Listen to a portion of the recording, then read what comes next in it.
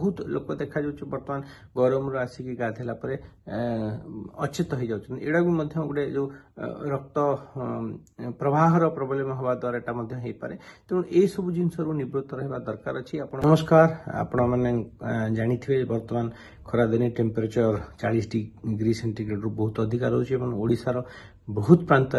40 degree रु अधिका रोचे जोटा कि आमर स्वास्थ्य पक्षे बहुत क्षति पहुंचाऊँ कारण हीट रिलेटेड डिजॉर्डर जमती कि हीट स्ट्रोक कहतु हीट एक्सर्शन कहतु कि हीट क्रैम्प ये सब गुड़िक बहुत बर्तमान देखा जाउछि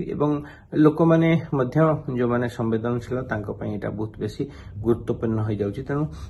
खरा ठारू रक्षा पाए आम जो उपाय गुड़ाक सब करुचे किंतु गोटे जिनस हूँ आम देखुचे जो मैंने खरार बाहर एक्सपोजर होकर आसुच्चंदी बहुत लोक तापर घर को आसला ठंडा पानी रे बहुत गाधौछन ता बेले बेले देह ପାଇଁ क्षतिकारक हो पारे। आपण भावुवे जे खरारु आसिक ठंडा पानी पीले ठंडा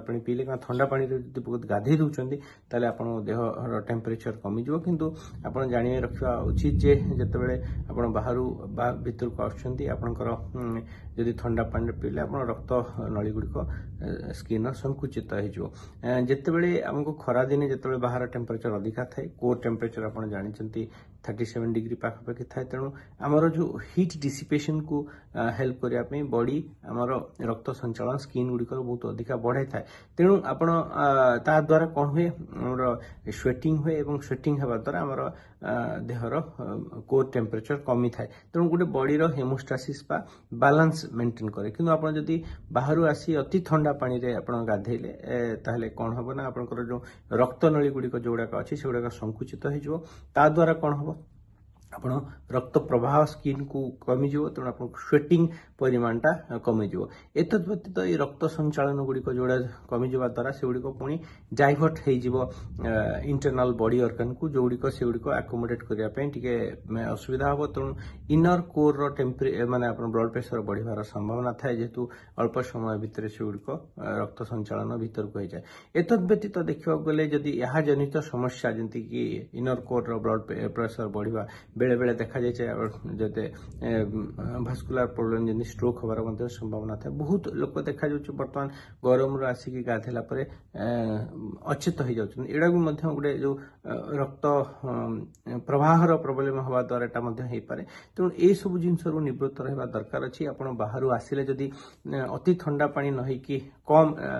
ठंडार पानी व्यवहार करेंगे गाधेवाई निश्चय पक्षे प्रযোज्य हम जदि भी आप ठंडा पानी यूज कर प्रति 10 सेकेंड अंतर जमती टेम्परेचर धीरे धीरे नक उषुम पानी सामान्यतम ठंडा पानी को आप व्यवहार करेंगे लक्ष्य रखिए और यह भी लक्ष्य रखिए जे अति ठंडा पानी जमी आइस पकई पानी आप व्यवहार करूँ ना बेले बेले लोक मैंने बहुत ठंडा पानी गाधे दिखती जोटा कि आपंकर निश्चय देह क्षतिकारक हो पाए तेणु सतर्क रुहतु दिन को 2 थर भी गाधेले आप नॉर्मल पानी रे किंबा साधारण